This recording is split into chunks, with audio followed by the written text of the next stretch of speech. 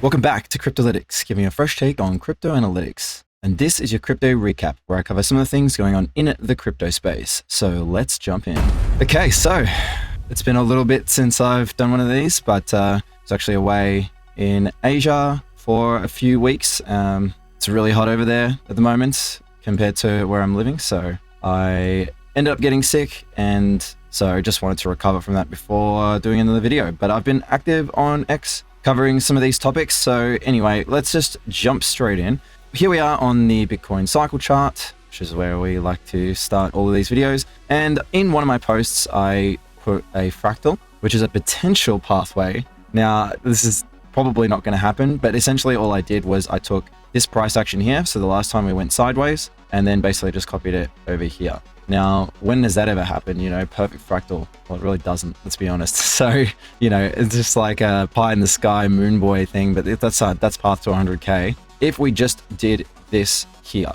Now, I don't think that's going to happen personally, actually, but anyway, we're definitely getting that sort of pre-halving dump, which is something that I've been calling now for, I don't know, months now, to be honest. But yeah, anyway, we're just before the halving. We've only got a few days left until the halving. So what is it, like 4 days now until the halving? So the halving event, the day never really means anything. Like last year, it was the same sort of deal. We just sort of sat there and nothing happened on the actual halving day itself. And in the weeks that followed, we had some bullish price action. So here we had our little pre-halving dump, or maybe you could call this a pre-halving dump, but that was actually the pandemic crash, where prices bled into the halving.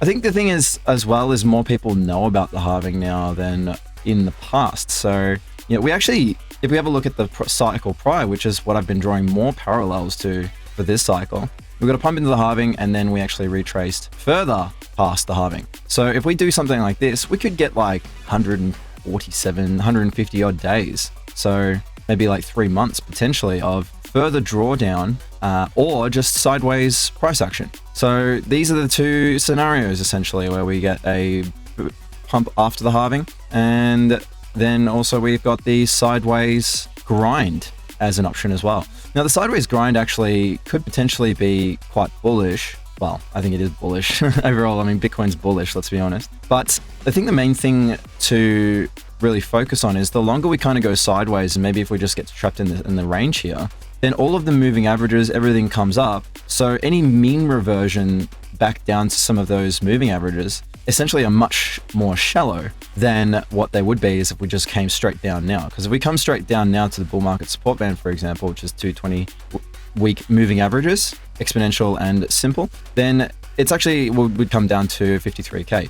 Now, if you remember the last time I did a video where we were around here, I was at 46K, and I was just like, a mean reversion back to those levels, it's not very likely. But now a mean reversion back to the bull market support band is a lot more probable, right? Because like it's a less unrealistic target. Now I'll talk about unrealistic targets in a short second. But anyway, so we're definitely getting our 4, which is our pullback here, you know, between the top. And so if we just get rid of this for a sec, between the top and the bottom here of the range, now we've created a range, but we've got 20%, which is the standard 20% pullback that we have seen time and time again this cycle.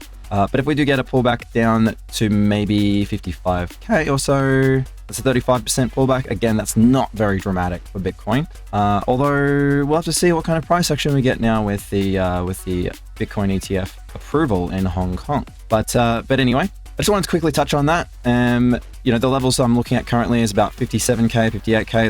That's the mid band here on the SMMA VWAP bands. Also the bottom of the band, which is what we came to in the last cycle before we continued up, is currently sitting at exactly where the bull market support band is. So we've got getting a confluence here, and we've also got the top of the log regression channel that we were sort of stuck in for, well, a year. That's coming in at the exact same level. And the other thing we've got as well, just quickly, is the 786, which is sitting at around 57,000. And 786 is the previous cycle full measurement. So from here to here, that's the 618, and that's the 786 on the linear scale. So this is actually currently scaled in the log scale.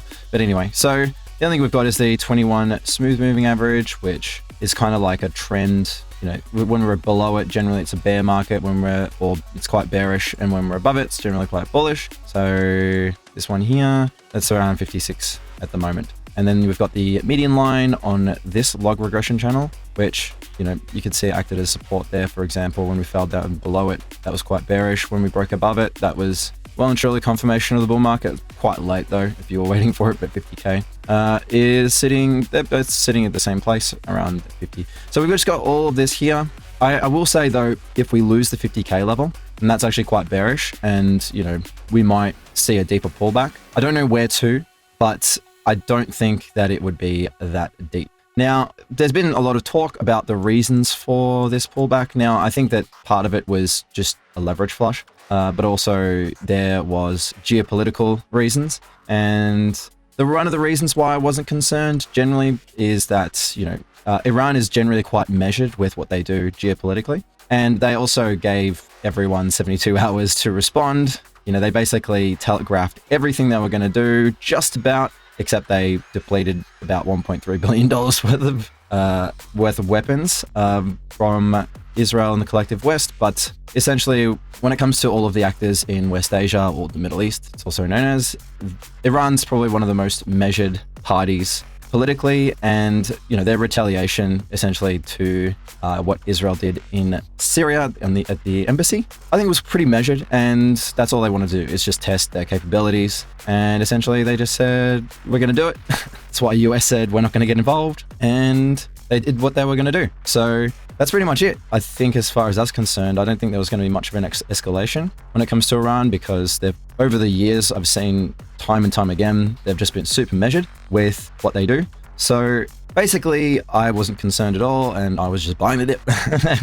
If you understand all that stuff, I suppose, or if you even really care. Yeah, I wasn't concerned at all when it came to Iran, and I was just like, well, this is a dip buying opportunity. So anyway, enough of that geopolitical business. I mean, obviously, it'd be much nicer if none of this stuff was happening. Let's be honest. I wish none of it was happening, but it is what it is, right? It is or what it is. So I am not sure if I covered that I was trading. So I was trading while I was traveling. So I don't know if I actually covered what I was actually doing. So the trades that I was taking were the pivot surge trades while I was traveling, because I just work on the 12-hour chart, so I can check in the morning and at night to see where they're at. So I can usually be at my computer for all that stuff. And essentially, I ping-ponged in this range the whole time. So I opened up a long before I left, and then opened a short up the top here, long here, and then built a short here. And then I closed that short on the weekend and essentially started building a long. So I got a signal here. So I've actually started building a long position here personally. Now that's with the pivot surge strategy, which uses the cumulative volume index, which I mention every time, but always like to just remind how it works anyway, but I won't go into too many details because it'll drag the video out for a very long time. I'm getting another thing as well that's kind of a little bit bearish that actually has been a pretty good signal overall, and that's this CVI. It's a different CVI based, as in cumulative volume index based strategy, and that's turned red for the first time since February this year. But as you can see, it's not a perfect signal, but you know, it did pull this long position, which was really nice. And you know, it's pulled some very nice trades essentially. So it opened a very, very short-term short there, and then went long, so on and so forth. This here is now going short. So I don't know, it's kind of like a trend. I was more relying on this as like a trend meter, I suppose. So if I see red, then that's like kind of bearish. I was just usually zoom in here. So if it's red, then that's kind of like a bearish trend. There you go. That's how it would look like if it was a trend meter. And there's another trend meter here, which is the Ichimoku Cloud TK Cross. And that's still bullish overall. But anyway, what I'm just building along here. That's the long and short of it. And I'll go into some more reasons as to why in a moment. But anyway, so this was the price action on the weekend for Total 3. So that's the entire altcoin market. This was a pretty deep pullback. I mean, look at this. This is huge. So altcoins are actually pulling back quite aggressively, and a lot more, especially compared to something like Bitcoin, you know, where, you know, we saw Bitcoin dominance actually reaching for that 60% level and trying to get back into this trend here. But yeah, we saw altcoins absolutely kind of smash. But let's have a quick look now and see where we're at. Yeah, we're still pulling back, but I mean that looked a lot more aggressive before the candle closed. It's a weekly candle, so it's closed today. So it's like they've actually come down a little bit more, but a lot of dips were bought here. Look at this massive dip buying on altcoins. So people are definitely taking advantage. But when you look, I guess it looks a bit more measured, I suppose, now that it's the candle only closed here. But let's have a look at zoomed out. Again, this is the weekly. Yeah, it kind of looks similar to this, right? Kind of looks similar to this, especially with this. It's just a wick, thankfully. So yeah, I mean, that doesn't look too bad. I mean, look at this. Oh, that drawdown there in 2021, that was savage. Will we get this again? I don't know if we're at that point in the cycle. I think we're more like here in the cycle, but that's not saying that we won't get deeper pullbacks. So there's a potential. There's definitely a potential we actually just came back into the support here, I suppose. And again, this is total 3 minus stablecoins. So I've removed stablecoins from this because generally stablecoins are a flight to safety in the crypto market, where people work out what to do next. You know, stablecoins generally tend to be sort of the fastest, quickest, safest option if you're trying to get out of risk, and especially if you're trading on chain, right? If you're trading on chain or anything like that, even on exchanges and stuff like that, you're buying stablecoins. So that's why I've omitted stablecoins from this, essentially. But you can see we're like nowhere near the all-time high for alts. So still some gas left in the tank, obviously, for the cycle. But anyway, the structure hasn't been broken. Everything still looks fine. I mean, short-term structure maybe was broken, like with this wick here. But overall, if we have a look, let's go like this. Well, we're still in an uptrend. I mean, we need to get weekly closes below this in order for this to be a confirmation that, yep, we're breaking down. And if we do break down, maybe we come back down to, you know, $300 billion market cap overall, roughly somewhere around these levels. And that would be like creating like potentially create a head and shoulders, but I don't think so. Anyway, let's move on. Now, I did see Peter Schiff call for 20k Bitcoin triple top, and I saw some other people talking about triple tops as well on Bitcoin. And what do I mean by that? If you look here, you can see 1 top, 2 top, 3 top. Obviously, they're not all exactly the same, but that would be very uncommon for it to be perfect. But triple top calls for Bitcoin, I mean, yeah, that's kind of bearish, but it also, Bitcoin just gets stuck in ranges. And if you understand Bitcoin's price action, you would have seen this many, many, many, many times. Bitcoin likes to range. I like to call it range coin sometimes. It literally likes to get trapped in these ranges where it just bounces around in a range for a long period of time. And while positions are built, you know, we get wicks to the downside of the range and they pull back in. With wicks to the upside of the range, then we pull back in, basically taking out stop losses above the range, stop losses below the range, and taking liquidity on either side while we build. And then when liquidity is built, enough liquidity is built and the big market makers have built their positions, then we go and we choose a direction. The market makers or people with big money choose the direction, which in a bull market will probably most likely be up. So anyway, I think that 20k calls right now are like the double top calls from 30k to 12k, 30k to 12k is here. So when we're here in this range here, people are like, oh, double top, oh, that's it, it's done. Especially when we came down here, they're like, it's done, it's going down to 12k. I mean, that would be ludicrous, right? But we just literally sat at the bottom of the logarithmic regression channel. Look at that. That was just perfect support there. And we were in a bull market, so what happened? We went up. I mean, it's not rocket science.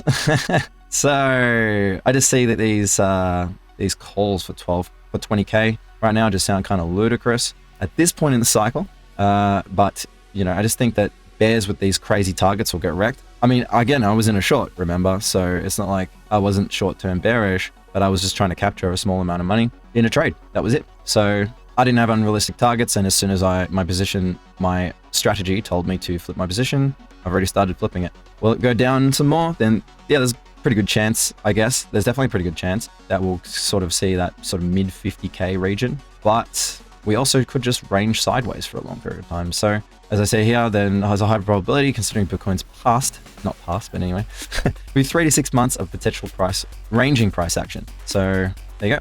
Another thing that was quite interesting. So Drake was talking about Bitcoin to his followers, and what did that mark the local high? Yeah, it certainly did. So it's interesting whenever you see big influencers or people with a lot of following talking about stuff like crypto. Well, that does tend to mark local tops. So there you go. This could be the Drake top, if you want to call it that. Now, let's talk about some potential bullish, or this would be counter trading signals, additional Bitcoin bullish signals. So the aggregated predictive funding rate is something that basically shows net what overall the positions in the market are. Now, one of the reasons why it was highly negative here would have been because a lot of long positions would have been forced closed. So it wasn't necessarily that new shorts were being opened, although that would have been the case as well. It was also, I think, mainly that so many long positions were taken out here. So that's what the funding rate is, and that's generally, in a bull market, is something that you counter trade. So when you see red in a bull market, especially a spike like this, there's a good chance that if you take a long, you will make profit. That's just generally a rule of thumb, at least in the short term. So maybe not in the sort of more expanded out. So we're talking like a couple of weeks. Maybe this would be a bad buying opportunity if we just keep going down. But generally speaking, in a bull market, if we see a spike like this, it's actually quite bullish. It's actually quite bullish. Now, that was that, but now we're starting to see some also additional shorts being opened. So as prices going up, we're seeing more shorts entering into the market. Now, that means that people are flipping bearish, quite bearish, right? At least perpetuals traders are flipping bearish. So that means that consensus is shifting and traders are looking to push prices lower, at least leverage traders. But spot traders are obviously buying, because otherwise how would price be going up if we've got so much negative funding? Also, I like to counter trade liquidations, and look at this big spike here in liquidations. Huge, actually. At least the biggest that we've seen in, pretty short period of time, as in the hour. When I zoomed out on this, actually, it wasn't that crazy. It was kind of normal, like a normal leverage flush. But anyway, it looks pretty big on this chart here. Okay, so yesterday, we had the news, or last night I should say, that Hong Kong approved the spot Bitcoin ETF. So they're also releasing one for Ethereum as well. And so this is a bunch of different exchanges have sparked their ETFs up. I don't know if it will come into the flows chart. In CoinGlass, I can't see any of the new ones in here actually. So maybe they'll populate into here and we'll be able to track them in CoinGlass. So that'll be interesting to see what kind of money flows in, because now there's definitely retail investors in China that have, they've jumped the wall, as they say, which is using a VPN and have found a way to use exchanges, but it's not the general population because a lot of people probably can't be bothered figuring it out. But there's one thing worth noting. So China has been waiting since 2022 to buy Bitcoin, right? So generally speaking, there were retail investors or even large participants were able to use Paxful. So Paxful had a very large amount of trading volume. This is in 2017 here. That's this big spike. That was 2020, sorry. Actually, it was 2020. So we could see ramping up to the last bull market, we could see a huge amount of interest in China in Paxful. Now, Paxful was one of the only ways for Chinese retail, or just in general, people to invest in Bitcoin or just trade it, at least, because it's just trading volume. And the way they would do that is a peer-to-peer exchange, which was actually shut down in 2022. So you can see that's when it ended. And that was in light of the Luna collapse. So essentially, BTC China was actually shut down, not 2022, that was shut down in 2017. So that was the easiest way for retail participants in China to get into crypto. That was closed in 2017, not 2022. And then Paxful, which is where they could peer-to-peer into Zhifubao or Weixin, which is Alipay, WeChat Pay. And that was shut down. So it basically means that Chinese participants, especially people with big money, and people with big money will always find a way to get around any of the loopholes. They've been waiting to get into Bitcoin since 2022. Now that's the bear market. They would have seen recent price action and they've been like, we want to get into this. So one of the reasons why they want to get into this, especially in Guangdong province, a lot of people, and not just Guangdong, this is actually in other cities as well in China, but a lot of middle class cities like this have seen massive drops in the valuation of their property. We're talking like 50, 60% reductions in the valuation of their property. So there's a bit of a sentiment shift. That was actually just in China. Generally speaking, general population aren't fazed by it because they don't have assets or anything like that. But just in terms of the middle to upper class that have assets and property and stuff like that, they're kind of kicking the tire at the moment and they're just kind of like, in the dumps. We're talking about people who are driving, Maybachs and all this sort of stuff, who are just like, the economy is blah, blah, blah. Like that, it's a bit of a sentiment shift, especially compared to a couple of years ago. And they'll be looking at ways to find more alpha. Now, the Chinese stock market trades like a meme coin. It's terrible. If you ever look at any of the Chinese stock charts, they look dreadful. So it's not something nice like Bitcoin that's just kind of up and to the right. We get massive drawdowns for long periods of time and all sorts of really crazy price action. it's a very volatile market. I mean, if you think Bitcoin's bad, just look at some of the Chinese stock market charts. And literally, they just want to buy Bitcoin, right? They'll want to buy Bitcoin. They've wanted to get in. Again, look at these massive spikes in volume. They've been wanting to get in since 2022. And they're going to use the Hong Kong vertical in order to get there. And they'll figure out a way. The people who are well connected and with a lot of money, they'll figure out a way. So here we go. We've got ETFs ads in the Hong Kong subway. Now, I was actually in Hong Kong and I didn't see anything personally. So I was in Hong Kong 2 weeks ago and I didn't actually see anything there while I was there. But because I was sick, I actually wasn't able to get around all that much because I was fighting off sickness that I picked up in Thailand. But anyway, so, you know, it may have been there. I just didn't really see it. But nevertheless, it's there. And the other thing to factor in is Hong Kong is a massive hub.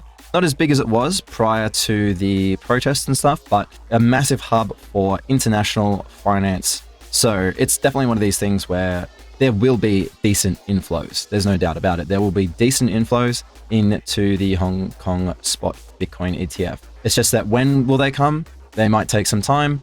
And will they have an effect on price action? Well, there needs to be a concert of bullishness, I think, in order for that to happen. But it just means that when price turns bullish again, we have additional inflows that will apply to price action. And especially once GBTC finally stops selling, because that's all they've been doing, as you can see here, is just GBTC selling, selling, selling, selling, selling. That's the only reason why we've been negative, really, is that a lot of the ETFs have slowed down the buying. So we've had a massive reduction in buying, but we've just had GBTC constantly selling crazy amounts. Look at this on this day, the 10th of April. We had 252 Bitcoin sold. Insane. We still had a net positive day there, but you know, you can see that there's definitely, and IBIT's also slowed down as well. And we haven't actually had an update on this for a few days. So, you know, we probably, oh no, we do anyway. Everything's kind of slowing down. I think just like people who wanted to buy just for buying have bought. And I think maybe we're getting sidelined at this point, but anyway. So the flows have slowed down definitely to a trickle in the last few days. But anyway, we'll start to see some of the Hong Kong flows come in as clever Chinese investors get in, Hong Kong investors get in. And the other thing about China to factor in as well is they've got that 50K USD annual withdrawal limit. So even big money will be limited by this 50K limit. So that's the other thing as well, unless they've got some other way to get around that. Maybe they already have Hong Kong banking and they've figured out a way around it, like using the currency conversion places. There's all these weird things that they do in order to raise this limit, this cap. But anyway, only the really smart wealthy investors know how to do all that stuff. But anyway, more flows will come, especially when GPT slows down and when things pick back up. We'll have a new vertical adding to the buy pressure. And you can see here on box mining is a ad for the Bitcoin ETF. This looks like this is in Kowloon or Mongkok. So this is in not the main island. This is above Hong Kong. Anyway, I don't know why I'm moving my mouse like that, because I'm just visualizing a map on the screen. And I'm like, yeah, it's up here, not down here. I'm an idiot, sorry. Anyway, so there you go. There's your ad for the spot Bitcoin ETF. So anyway, what did you buy on the dip? What I've been buying is, so I bought some W, I bought some Sol, Injective, Link, and ETH. So the Link and ETH were opening up long positions and adding to long positions, and this was all spot. So I actually didn't deploy anywhere near as much as I wanted to because my money was actually stuck in FlexLend. Why? Because of MarginFi. So I have a pretty large allocation of USDC that I wanted to deploy. So this was only kind of peanuts that I was able to put into at least the spot buying. The leverage stuff I was able to add a lot more because I'm just collateralizing assets using cross-collateral platforms like Drift, and I'm getting additional points because Drift has a points boost at the moment, 10x point boost on ETH, Bitcoin, and Sol. So that's pretty cool. But that's what I've bought so far, and I wasn't able to buy anywhere near as much as I wanted to. So I'm kind of hoping we dip more, but anyway, if we don't, then that's fine also, obviously. So that's it for the Bitcoin and crypto market update. So I'm going to do a Solana video too, and also cover Injective and some things I'm seeing in the Cosmos ecosystem next. So if you want updates on all of that information, then go and check that video out because that's what's coming next. So keep safe out there. This is Kryptolytix signing out. Have a good one.